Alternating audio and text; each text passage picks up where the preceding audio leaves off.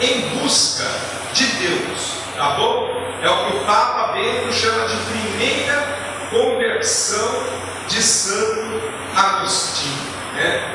Santo Agostinho, ele então, com 30 anos, ele já era professor, ele era professor de filosofia, ele dava aula de ciências filosóficas, ele dava aula, né, de retórica, de como pensar, de como falar.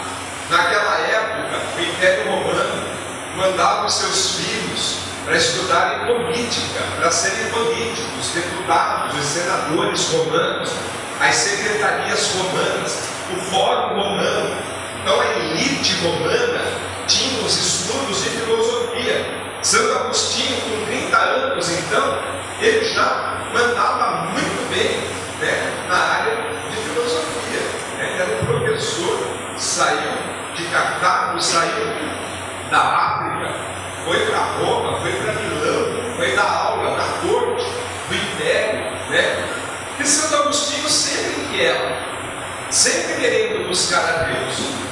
Às vezes, quando nós lemos ou quando nós estudamos que Santo Agostinho está em busca de Deus, pode parecer que ele era uma pessoa descrente, uma pessoa fria, uma pessoa que era só razão, sem Deus na sua vida e que de repente se interessou por Deus. Não, Santo Agostinho sempre teve Deus e a religião presente na sua família. A mãe dele era Santa Mônica, a mãe dele era católica, fervorosa. O pai um pouco menos, mas também era cristão, né? Patrício. Então Deus nunca foi estranho na vida de Santo Agostinho. A igreja, mesmo ele sendo professor de filosofia, já adulto, Deus nunca foi estranho para ele. Religião nunca foi estranho para ele, né? A gente acha que Santo Agostinho, enquanto professor, era frio, né? Nada de Deus, nada de nada. Ele tinha inquietação na vida dele. Ele vinha de um lar católico, ele vinha de um lar cristão. Então, o que ele fala, né? Não sei se vai encontrar aí o texto de vocês, tá bom? Mas ele fala, né, dificuldade. Ele mesmo nas confissões, ele fala: qual é a minha maior dificuldade em aceitar Deus? Meu orgulho. Eu sou muito inteligente, eu sou muito esperto, eu entendo a profundidade da razão humana, mas eu não consigo entender a palavra de Deus. Ele vai falar que ele não abraça a palavra de Deus porque a Bíblia é muito infantil. As histórias que Deus destrói, que Deus manda, que Deus fala, que Deus manda anjo. Fala, como eu vou me converter a uma religião dessa? Com imagens muito simples, imagens quase que de um conto de história infantil. Então, quando Santo Agostinho, durante todo este período, que o coração dele buscava Deus, a grande dificuldade era essa: como que eu aceito a comparação da Bíblia com o livro dos filósofos gregos, dos filósofos romanos?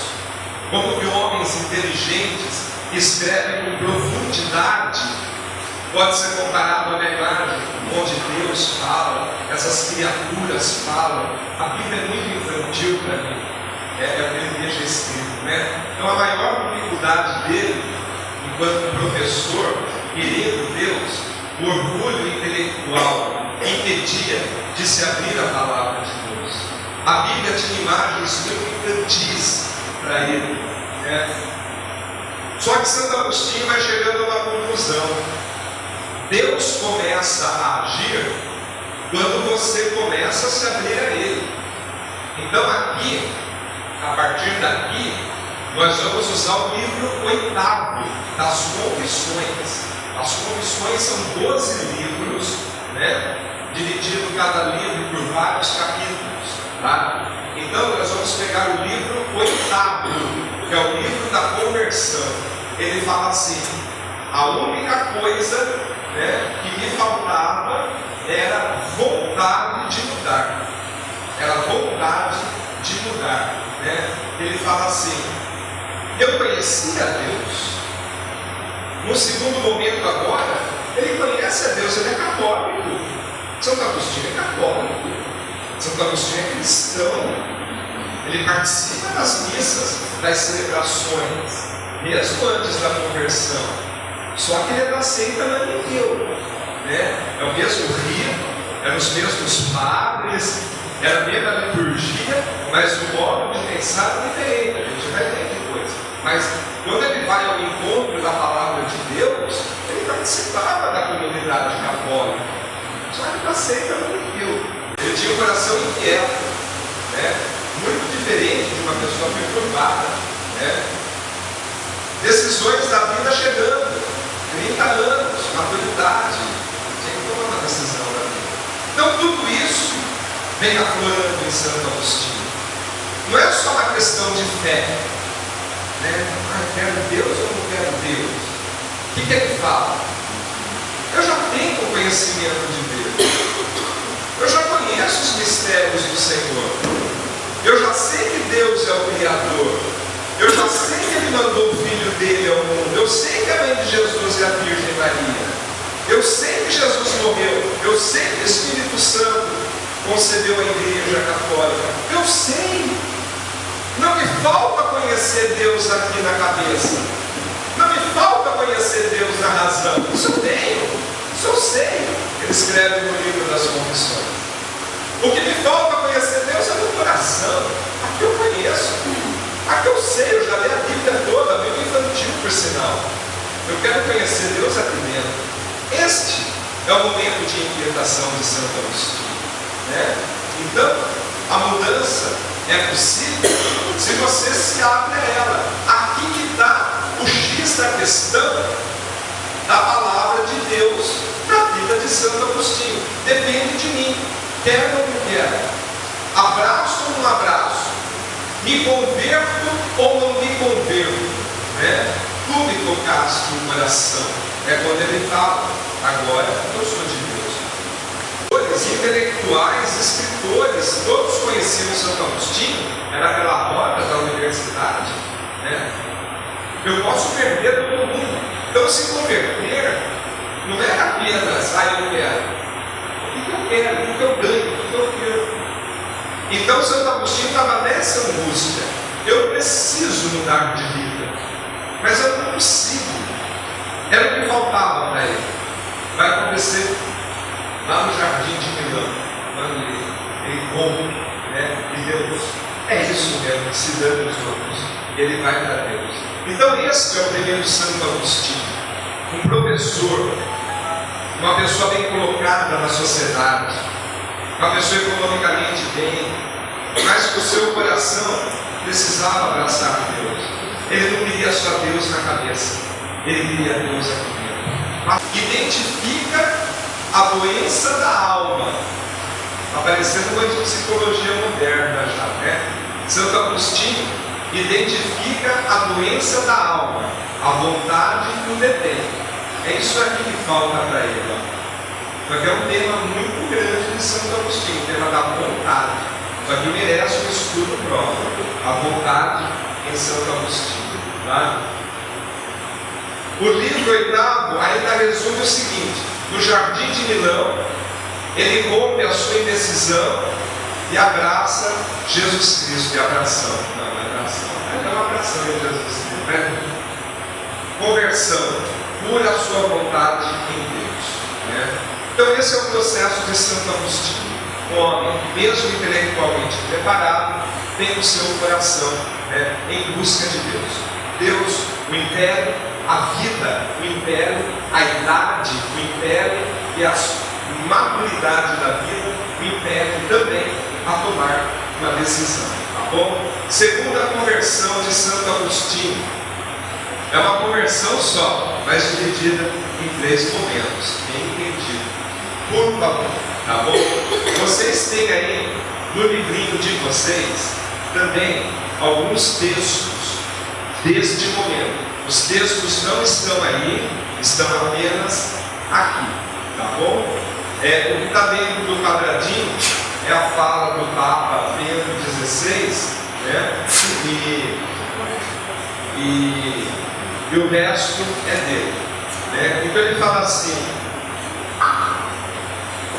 a Bíblia é a vontade de Deus manifestada. Nós vamos entrar aqui no momento de Santo Agostinho agora. Eu deixo ali embaixo um pouco mais claro, tá? Vamos entrar no momento de Santo Agostinho agora, que é aquela frase, não sei se vocês já ouviram falar: toma e lege, toma e lege, toma e lê, toma e lê. É uma voz que diz que ele escuta. Eu já acho que é uma voz interior dele, né? uma coisa dele. Toma e lê. Ele vai pegar o livro de São Paulo, Romanos, e vai fazer a leitura para a sua conversão. Então esse segundo momento já vai encaminhando aquele homem intelectual, né, para o encontro com a palavra de Deus, né? Então, eu vou deixar em algum lugar que está aqui ou está no livreto de vocês. Em algum lugar, ele começa a deixar as imagens bíblicas para trás. Ele começa a se identificar muito com o Novo Testamento, Santo Agostinho, principalmente com São Paulo. O jeito de São Paulo escrever, uma forma mais racional, é a marca da identidade, da identificação de Santo Agostinho com São Paulo. Tanto é que ele não vai se converter com a frase, nenhuma frase de Jesus. Ele vai se converter com a carta aos Romanos. A carta aos Romanos bate de frente com Santo Agostinho. Ele se converte para Deus. É este momento do homem intelectual encontrando a palavra de Deus. Ele vai abraçar a palavra de Deus agora. A Bíblia é a vontade de Deus manifestada. Tudo que está na Bíblia é vontade de Deus. É o ponto de partida dele para ele começar a escrever o livro das Confissões. Tá bom? A palavra é humana porque vem pela boca dos homens. Então ele já vai achar que não é tão infantil assim, que não é tanta historinha assim, mas que o ser humano fala para outro ser humano, porque a única forma de um homem entender outro homem é pela comunicação humana, não é? E o homem de Deus traz dentro de si a inspiração divina. Então o que está na palavra de Deus, mesmo sendo palavras humanas, inspirada por Deus, dada por Deus, tá bom? É descoberta quando você se abre à vontade de Deus. A Bíblia, né, é a vontade do Senhor. E você se abrindo a Deus, a palavra de Deus também te torna. A palavra de Deus também entra em você. Senão passa a ser uma palavra só de cabeça, entendida e compreendida, porém não entendida e não vivida aqui, tá bom? Torilégio é a expressão da angústia e do livramento. Quando ele escuta, né, lá no jardim, ele está procurando, meu Deus, mudo ou não mudo, ou abraço essa fera ou não abraço, né? Ele escuta aquela voz, tome, lege, toma e lê, toma e lê, toma e lê. Ele sai correndo e pega o livro da carta de São Paulo aos Romanos. Então, naquele momento, né, ele narra, era como se fosse uma voz de criança que eu escutava cantando perto de mim, né? Ou pode ser uma imagem bonita usada por ele para dizer a voz interior. Algo me dizia que a gente não tem essas coisas também de vez em quando, né? Tanto faz. Toma e lê, é angústia porque ele tem medo. E se eu gostar e tiver que me converter? E ao mesmo tempo é livramento.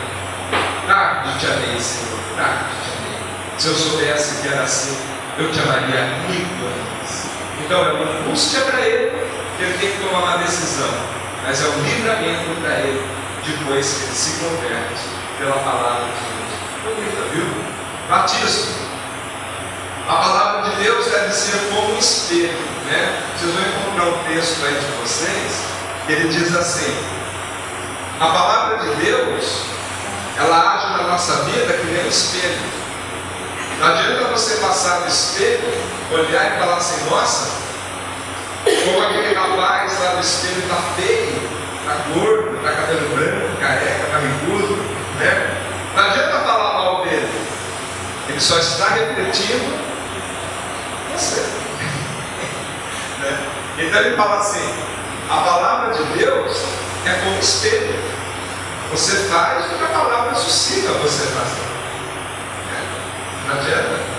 Você faz o que a palavra de Deus te propõe fazer. Por isso que, a partir do batismo dele, né, Santo Agostinho pede um tempo para poder estudar a palavra de Deus. É outro momento chamado cassicia, né, o retiro de cassicia. Aprendeu a comunicar esse amor às outras pessoas. Então, a partir da sua conversão, né, Santo Agostinho tem que aprender a comunicar a experiência dele, desse amor, para outras pessoas também, né? E aprendeu a ver a vida pelo olhar da palavra. Santo Agostinho aqui estava com 32 anos, um jovem. E olha, eita, vamos lá. Santo Agostinho estava com 32 anos, uma pessoa madura para qualquer coisa. Para ser padre, para casar, para poder mudar tal, para o que precisasse. Já estava uma pessoa estabilizada na vida, né? Então, aqui ele tem um encontro com a palavra de Deus e mexe com ele. Deve ter mais alguma coisa aí? Ainda, durante a sua conversão, né, em 386, e até o seu batismo em 387, nesse ano aqui, Santo Agostinho tem umas terras lá da família também, aqui, Cassicia, tá? Retiro entre a conversão e o batismo. É quando ele fica um ano estudando, fazendo o catecumenato dele, para ser batizado na noite da vigília pascal, o sábado da Semana Santa. É quando ele diz: a noite, mãe de todas as noites, a mais bela de todas as noites. É quando ele nasce, né, no seu batismo. Então, ele também faz o seu deserto. Alguns autores dizem que esta inspiração, né, ele pegou de Santo Antão. E ele começa a pensar no estilo de vida retirada, mas em comunidade. Ele queria viver, ele gosta do estilo de vida de Santo Antão, viver, poder estudar, poder ficar tranquilo, mas não sozinho. Santo Antão era eremita, vivia sozinho pelas montanhas, né? Ele falou: não, eu não quero viver sozinho, eu quero encontrar Deus, né, mas a partir de uma comunidade. Então ele tem os amigos dele, ele tem os professores, ele tem um grupo de alunos, a mãe dele está nesse meio também. Então ele junta umas pessoas para tentar viver, né, uma vida comum. Pode ser que ele baseou a vida agostiniana em Santo Antão, pode ser. Não se nega, mas também se negar e afirmar não muda nada, tá bom? Das terras de sua família, monta uma residência de convivência e recebe um candidato, um rapaz chamado Evódio, e fica sabendo, né, que o professor se converteu, mudou de vida, está morando com algumas pessoas na casa dele, né? Então pede para morar junto. E a notícia então que Santo Agostinho se converteu e está aceitando pessoas começa a correr, né? Então as pessoas querem um estilo de vida.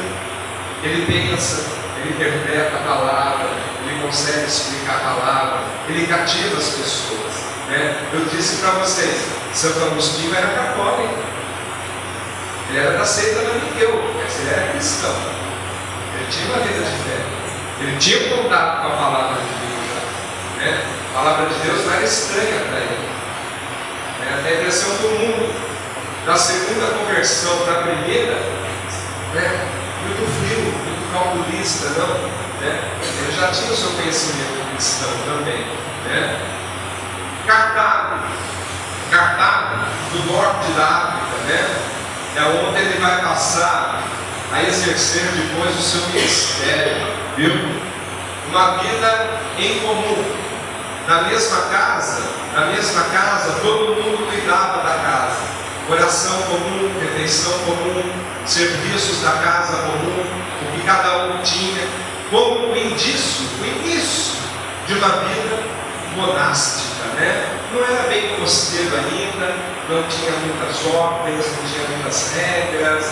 Depois já nasceu uma regra para regularizar a vida dessa comunidade aqui, ó, né? Que foi dada a origem à regra de Santo Agostinho, que é uma regra de vida pequenininha, muito pequenininha. Quem já leu, vale a pena. São coisas simples da vida. Lava a sua roupa, sai de 2 em 2 na rua, suas roupas sejam guardadas no mesmo armário, estejam todos juntos para comer, para rezar. Algumas coisas muito comuns e depois, né, virou a regra de Santo Agostinho. Então, vejam que é uma igreja nascente, uma igreja livre há 30, 40 anos, uma igreja crescendo. O pessoal vive do cardenismo. Então, imagina o trabalho, né, dos bispos, dos padres, em estabelecer paróquias, batizar aquele povo, acolher, educar aquele povo, né?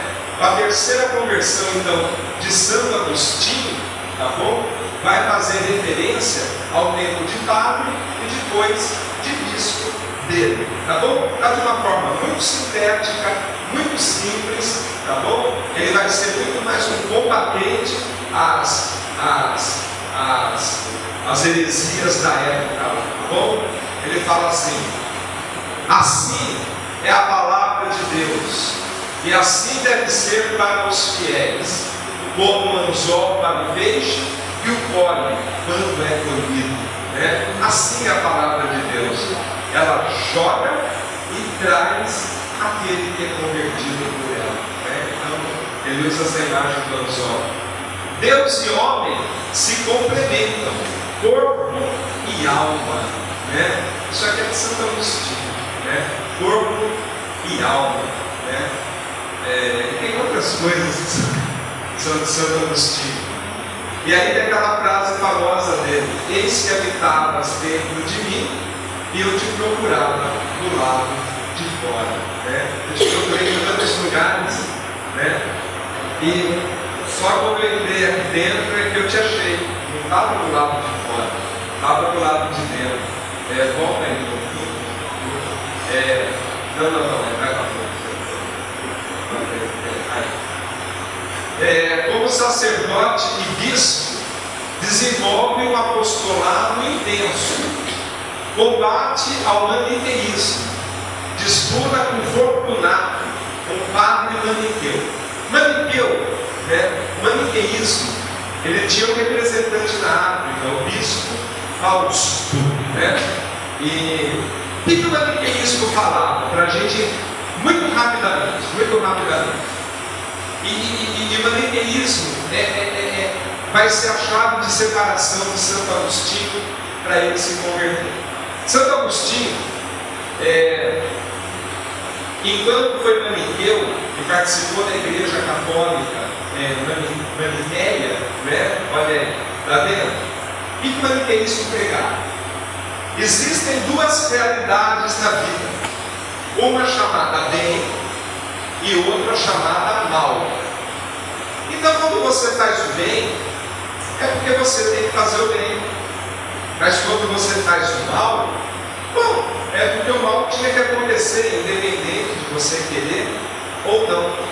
Então, Santo Agostinho perguntava assim: por que eu tenho vontade de conhecer Deus? E essa vontade não me passa.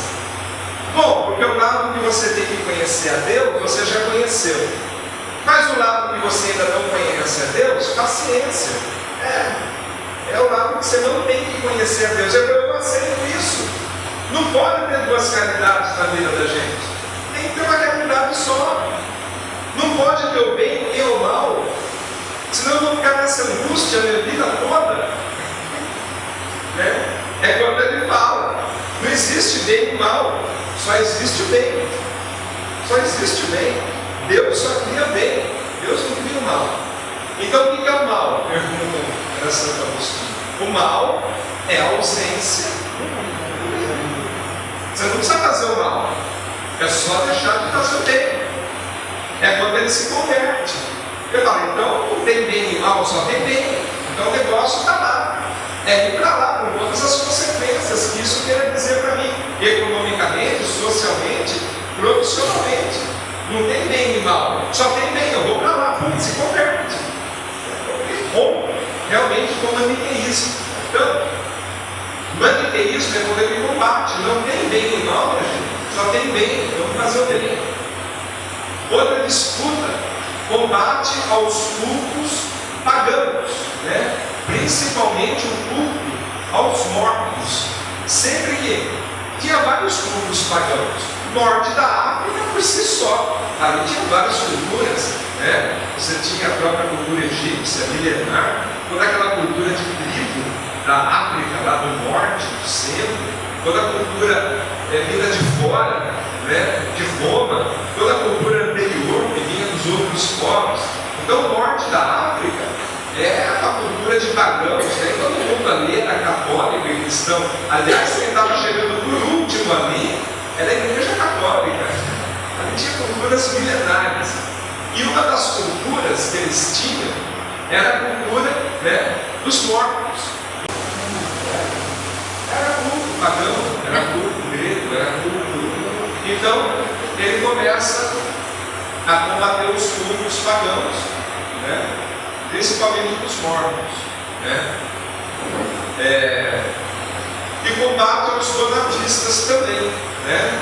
Um bispo donato, né? Um bispo católico também, e aqueles que foram testados na fé, abdicaram da fé, ele fala, não, agora você não volta, você não tem perdão. Na hora que teve que ser fiel, você pulou fora da igreja, negou Jesus e agora quer voltar? Não. Então começavam a matar bispos, matarem os padres que haviam abdicado da fé, né? Então virou um assassinato em série lá, né? Então veja que a igreja nascente já tinham muitas disputas, muitas heresias também. A gente acha que essas brigas de igreja agora, pode ou não pode? Pode 2 mil anos que eles perguntam se podem ir fora. E até hoje, não resolveram nada, para falar a verdade. Eu vou perguntar há uns 2 mil anos ainda. Vamos lá. O uso da Bíblia para levar aos cristãos o rosto pela Sagrada Escritura. É a conclusão que ele tira. Aí, uma dessas frases, na terceira conversão dele, está aqui. A palavra de Deus é para levar o conhecimento da própria palavra. Um resumo da vida de Santo Agostinho como convertido: explicar a palavra, edificar pela palavra e converter pela palavra, né? Então, mais ou menos, este é o passo de Santo Agostinho, desde a sua fase de professor intelectual, rompendo a vontade de conhecer a palavra de Deus, se abrindo mesmo, e depois a terceira parte, não se arrependendo do que ele fez. Então a palavra de Deus, ela foi uma escada para Santo Agostinho, e é assim que ela vai entrar na vida dele. E ele não vai entender outra forma, de explicar a palavra, de viver a igreja, de levar a fé, se não baseada na palavra de